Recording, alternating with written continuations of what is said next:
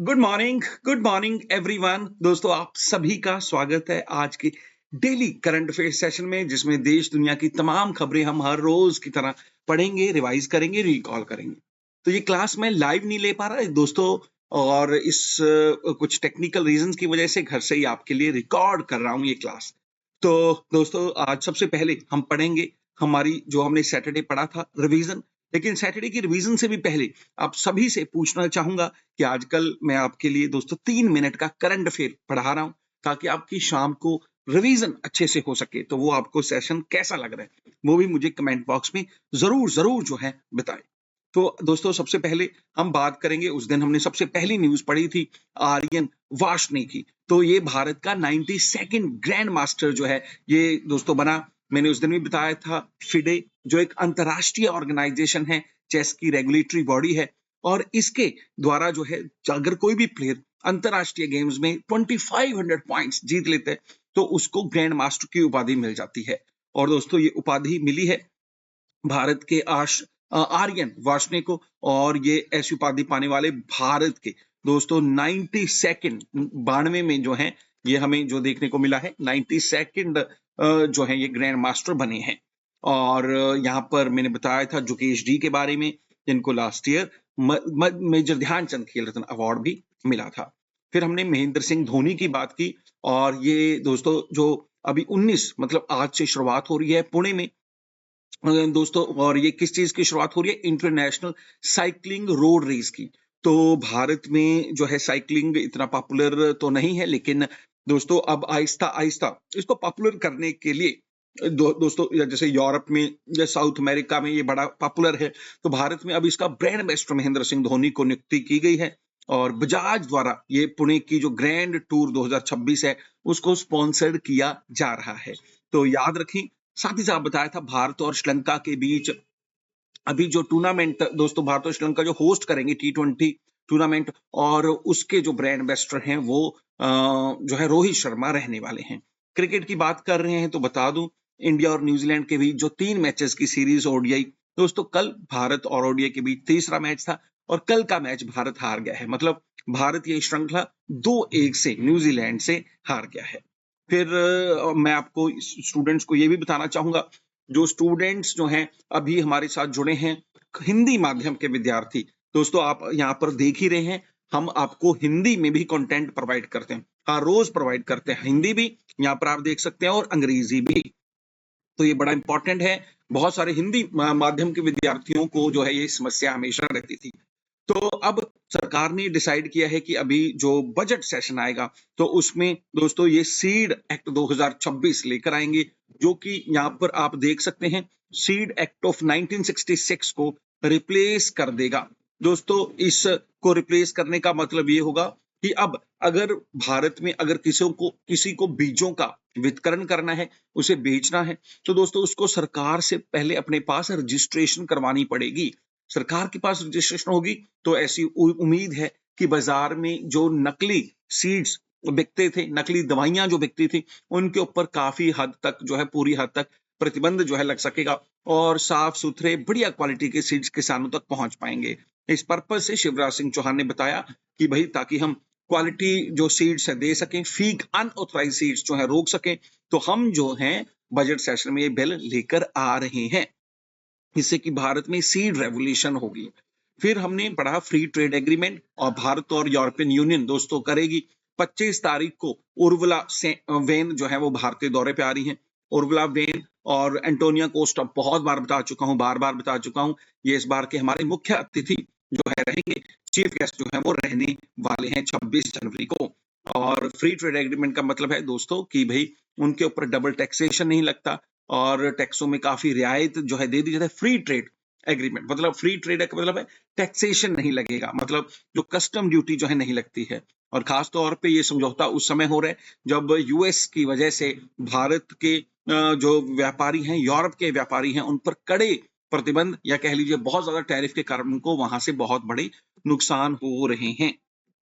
फिर अंतरराष्ट्रीय न्यूज थी, वेनेजुएला में की जो ऑपोजिशन लीडर है मारिया कोरेना, इनको अभी 2025 में नोबेल पीस प्राइज मिला था, और वो जो नोबेल पीस प्राइज है दोस्तों, उसको अब ये इन्होंने आके ट्रंप को दे दिया, और इनको एज ए गिफ्ट जो है इन्होंने प्रोवाइड कर दिया है, और चर्चा में है, हो सकता है आने वाले दिनों में ये वेनेजुएला की प्रेसिडेंट बन जाए।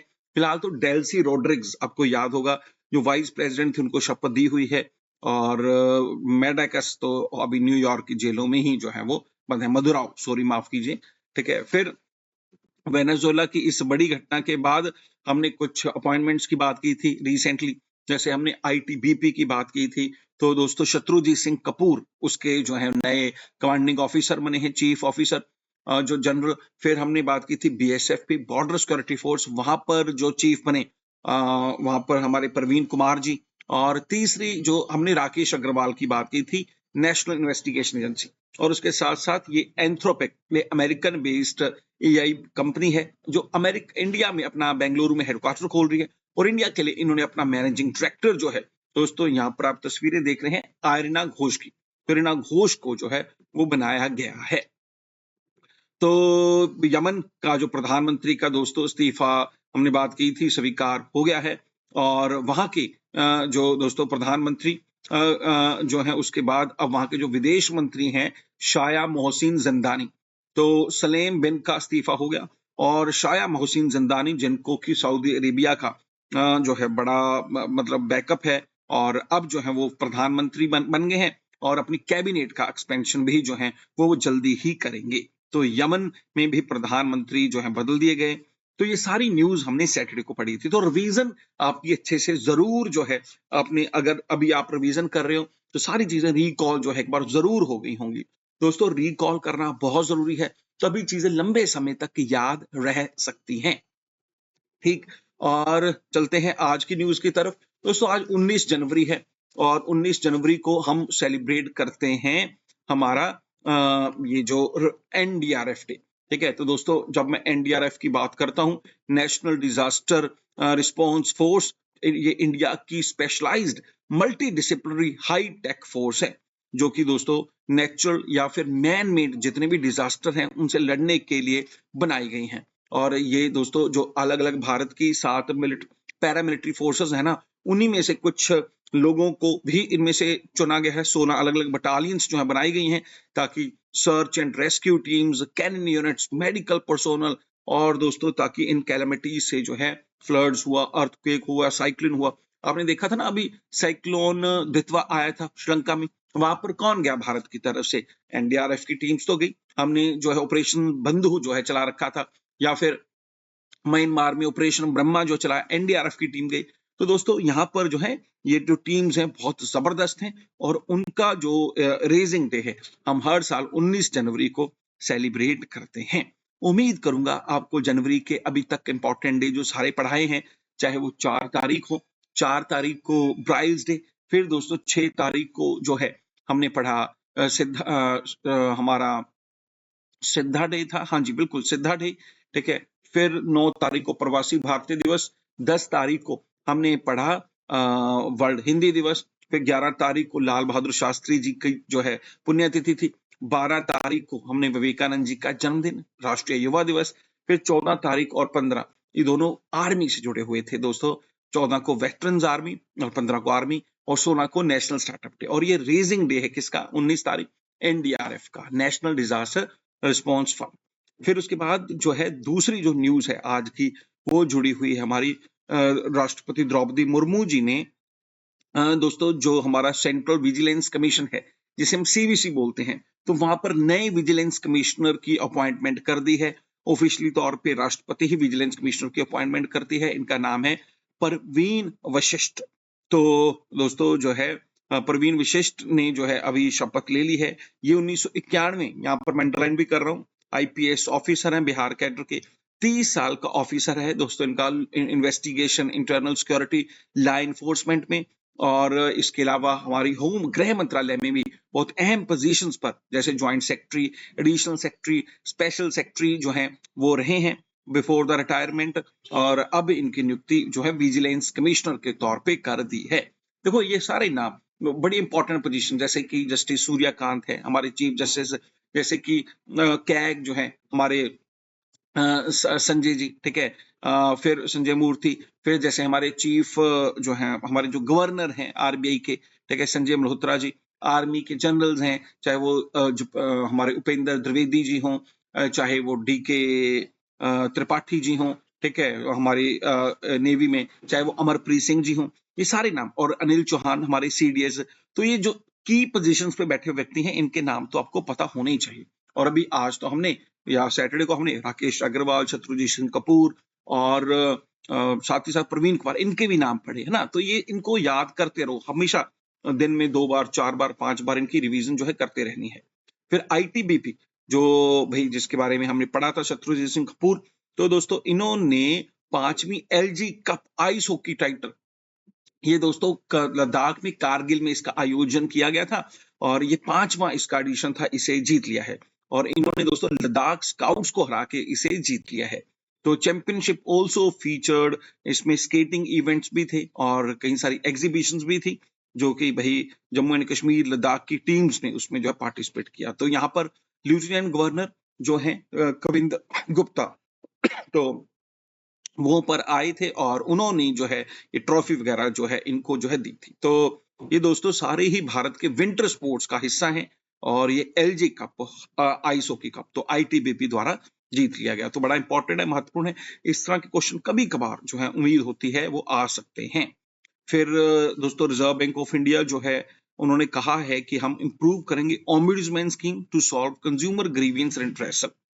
तो यहाँ पर मैं सबसे पहले स्टूडेंट्स जिनको ना पता हो बता दूं, ये जो ओम्बुड्समैन है दोस्तों, ये होता क्या है, ठीक है। तो ओम्बुड्समैन की अगर मैं बात करूं दोस्तों, ओम्बुड्समैन को आप ये समझ लीजिए कि जो ओम्बुड्समैन है, जैसे अगर आपको कोई किसी भी तरह की दोस्तों अगर समस्या हो आरबीआई को लेकर, ठीक है, अगर बैंकों को लेकर, ठीक है, तो आप अपनी जो कंप्लेंट है, आमतौर पे सबसे पहले तो आप बैंक में ही उसे सबमिट करते हैं दोस्तों। और बैंक में अगर वो उसका रिजॉल्व ना हो, मतलब 30 दिन का एक समय दिया जाता है, समय सीमा, और अगर वो 30 डेज के अंदर आपकी सॉल्व ना हो, तो दोस्तों फिर आपकी अथॉरिटी हो जाती है कि आप,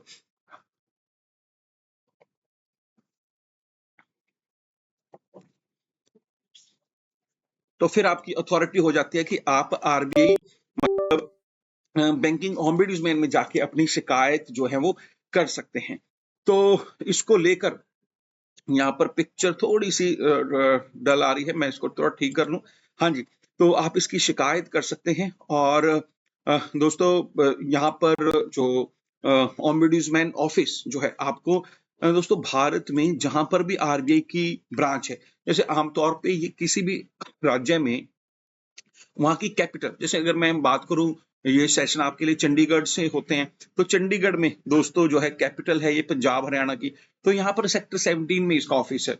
शिमला में होगा, लखनऊ में होगा, और अलग अलग दिल्ली में है, मुंबई, वैसे मुख्य तौर पे तो 4 ही ब्रांचेस हैं, दिल्ली, मुंबई, कलकत्ता, चेन्नई, लेकिन दोस्तों जो है हर एक जो है कैपिटल में भी है। तो वहीं पर ये ओम्बुड्समैन का ऑफिस है और आप अपनी शिकायत कर सकते हैं। कभी कभार ये क्वेश्चन पूछा जाता है कि ओम्बुड्समैन की हाईएस्ट अथॉरिटी कौन सी है, ठीक है। जैसे हम कहते हैं ना हाईएस्ट अथॉरिटी का मतलब एपेक, कि जैसे आप डिस्ट्रिक्ट कोर्ट से, हाई कोर्ट से फिर सुप्रीम कोर्ट चले जाते हैं, हाईएस्ट कोर्ट ऑफ इंडिया है। तो भाई ओम्बुड्समैन में ये जो मामला है, भारत के जो डेप्टी गवर्नर्स जो हैं, अभी आपको कई बार बताया ना 4 हमारे डेप्टी गवर्नर हैं, तो ये इसके हाईएस्ट अथॉरिटी है, वहां तक जो है ये मामला जा सकता है। तो अभी फिलहाल अगर हम बात करें, आरबीआई एस्टेब्लिश कर रहा है एक सेंट्रलाइज्ड रिसेप्ट एंड प्रोसेसिंग सिस्टम, जिसमें सीआरपीएस जिसे हम बोल देते हैं, और अंडर ओम्बुड्समैन स्कीम 2006, ताकि जो है कंडक्ट की जा सके initial scrutiny and process of complaints. ये कंप्लेंट्स चाहे वो ऑनलाइन हो, ईमेल किया हो, मतलब ठीक है, चाहे वो दोस्तों बाय पोस्ट भी आई हो, और उनको जो है टाइम से जो है उनका जो ग्रीवियंस है उसको रिड्रेसल किया जा सके। और इसकी शुरुआत जो है इसी महीने 2026 जुलाई 1 से होगी। मतलब बहुत सारे लोग वहां पर अप्रोच नहीं कर पाते ना भाई, मतलब कैपिटल में जाना, वहां पर जाकर मिलना, उनको अपनी शिकायत दर्ज कराना नॉट पॉसिबल। तो इनको ईमेल या फिर चिट्ठी के तहत से भी ये हो सकता है। तो अगर आपकी बैंक से जुड़ी, मतलब अगर आपसे कोई बैंक में अच्छा बिहेव ना करे, बैंक की सुविधाएं ना जो आपको अच्छे से मिले, तो ये जो कंप्लेंट जो है दोस्तों जो है अब कस्टमर कर सकता है। Scheme offer a cost effective non adversarial mechanism to resolve dispute against regular entities और with compensation power up to 30 lakh तक जो है फॉर फाइनेंशियल लॉस, मतलब अगर आपका कोई कोई समस्या है तो 30 लाख तक के, जो पहले ये 20 लाख हुआ करता था और अब 30 लाख तक के जो है डिस्प्यूट है ये सॉल्व कर सकता है। और दोस्तों नॉन फाइनेंशियल का मतलब आपकी इमेज को जो है या आपको मेंटल हरासमेंट हुई है तो वो 3 लाख तक जो है उनको रिजॉल्व किया जा सकता है। तो integrated ombudsman scheme is unified framework that replace multiple separate grievance redressal schemes. और दोस्तों इसके अलावा एनबीएफसीज जो संस्थाएं हैं उनके लिए भी ये जो है जो जो कंप्लेंट है वो फाइल हो सकेगी। तो अभी ये 30 लाख और जो 3 लाख है ये जरूर याद रखें, ये पेपर में पूछा जा सकता है। और ये जो बिल है that is the ombudsman scheme 2026, ये इंटीग्रेटेड ऑम्बुड्समैन स्कीम 2026, इसको जो है सरकार है वो लेकर आ रही है। फिर उसके बाद आंध्र प्रदेश जो है वो दोस्तों होस्ट कर रहे हैं इंडिया की पहली और दुनिया का largest green hydrogen and green ammonia complex. तो आंध्र प्रदेश दोस्तों इसे होस्ट करेगा और ये कहा जा रहा है कि देश के क्लीन एनर्जी ट्रांजिशन में बहुत बड़ा माइलस्टोन जो है वो जो है दोस्तों जो है चेंज आने वाला है। तो फाउंडेशन स्टोन जो है दोस्तों इसका रखा गया, ठीक है। और इस पर जो टोटल इन्वेस्टमेंट है लगभग 10 बिलियन यूएस डॉलर का मतलब है लगभग 90,000 करोड़ रुपया। और इसमें से 1.5 मिलियन टन पर एनम जो है वो ग्रीन अमोनिया 2030 तक जो है हम उसका प्रोडक्शन है कर पाएंगे। और it will produce environment friendly green ammonia and serve as India's gateway to global clean energy to market such as जैसे जर्मनी, जापान और सिंगापुर जैसे कंट्रीज हैं दोस्तों, उनके जैसे ही हम भी एनवायरमेंट फ्रेंडली जो है प्रोडक्शन जो है ग्रीन अमोनिया को कर पाएंगे। तो जिससे कि रिन्यूएबल एनर्जी का जो प्रोडक्शन है, भारत के जो टारगेट है, जैसे भारत का टारगेट है 2030 तक 500 गीगावाट की प्रोडक्शन करना, उसको हम अचीव जो है वो जरूर जो है वो कर पाएंगे। तो आंध्र प्रदेश में और इंडिया का पहला दुनिया का largest green hydrogen and green ammonia complex जो है। फिर दोस्तों भारतीय जो डाक है Indian Post deliver first online order as logistic partner on ONDC platform. तो यहाँ पर इस न्यूज को पढ़ने से पहले तो आपको याद होगा पिछले हफ्ते हमने स्पीड पोस्ट 24 और स्पीड पोस्ट जो है 48 जो है कि देखा था, ज्योतिरादित्य सिंधिया ने लॉन्च किया था कि 24 घंटे में भी आप अपना सामान पहुंचा सकते हैं ये स्कीम, और 48 घंटे में भी पहुंचा सकते हैं। तो अभी ये जो हमारी भारतीय डाक है दोस्तों अचीव किया मेजर माइलस्टोन, क्योंकि इन्होंने दोस्तों सक्सेसफुली जो ऑनलाइन जो ऑर्डर थे फर्स्ट एवर, मतलब लॉजिस्टिक सर्विस प्रोवाइड द्वारा जो है ये दोस्तों किए गए। और ये जो इनॉग्रेट ऑर्डर जो है 13 जनवरी को हुआ था बाय द उद्यम वेल, मतलब इस कंपनी द्वारा किया गया था, जहां पर दोस्तों जो है इनिशिएटिव सपोर्टिंग आर्टिजन्स फार्म। आने वाले दिनों में मतलब अब इन ऑर्डर्स पर जैसे ऑनलाइन, अब जैसे हम फ्लिपकार्ट या और जो ई कॉमर्स वेबसाइट्स पर कितने, तो आने वाले दिनों में दोस्तों जो है भारतीय जो डाक है इससे भी ऑनलाइन ऑर्डर जो है वो हो पाएंगे। तो विद दिस इंटीग्रेशन सेलर जो है मतलब जो सामान जो है जो बेच रही हैं कंपनीज, ठीक है, तो भाई कैन सेलेक्ट इंडिया पोस्ट, मतलब अब उनके पास अगर पहले 4 ऑप्शंस थे तो अब इंडिया पोस्ट भी ऑप्शन होगा, और उस इंडिया पोस्ट के जरिए भी वो जो सामान है अपने ग्राहकों तक है पहुंचा पाएंगे। इससे भारतीय डाक की इनकम भी बढ़ेगी और दोस्तों लोगों के पास भी एक और ऑप्शन होगा। और डेफिनेटली जब कोई सरकारी संस्था काम करती है तो भाई जो प्राइजेस अफेक्टिव होता है, और इसका जो प्राइवेट प्लेयर है उनको भी अपने प्राइस है उनको स्टेबल ही कर रखने पड़ते हैं, उसको फिर आप अपनी मर्जी से जो बढ़ा नहीं सकते।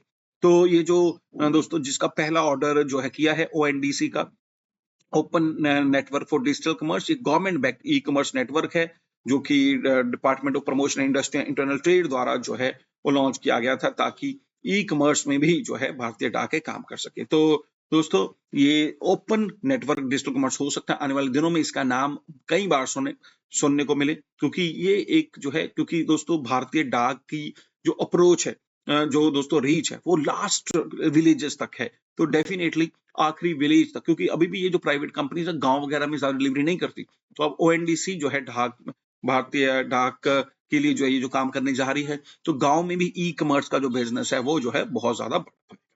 तो ये सारी न्यूज आपने जो पढ़ी ये आज की जो है न्यूज थी। तो दोस्तों इसके अलावा एमसीक्यूज नए नहीं है, उस दिन भी पढ़े थे, जैसे कोंडा रेंडी ट्राइब जो है वो आंध्र प्रदेश में जो है रहती है ज्यादा। फिर best fintech and DP adoption जो है ये कर्नाटका बैंक को मिला। फिर ग्लोबल रिस्क रिपोर्ट जो है ये दोस्तों जो है डी वर्ल्ड इकोनॉमिक फोरम द्वारा रिलीज की गई।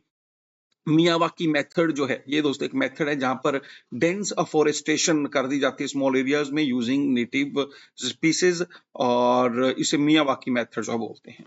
वे आखिर में जो है ये दोस्तों ऑल इंडिया रेडियो की जो न्यूज है, मतलब आज 19 तारीख है, और बिल्कुल आज की न्यूज क्या रही है। एक तो प्रधानमंत्री पश्चिम बंगाल में 830 करोड़ की विकास परियोजना का उद्घाटन करेंगे। 3 अमृत भारत एक्सप्रेस गाड़ियों को हरी झंडी दिखाएंगे।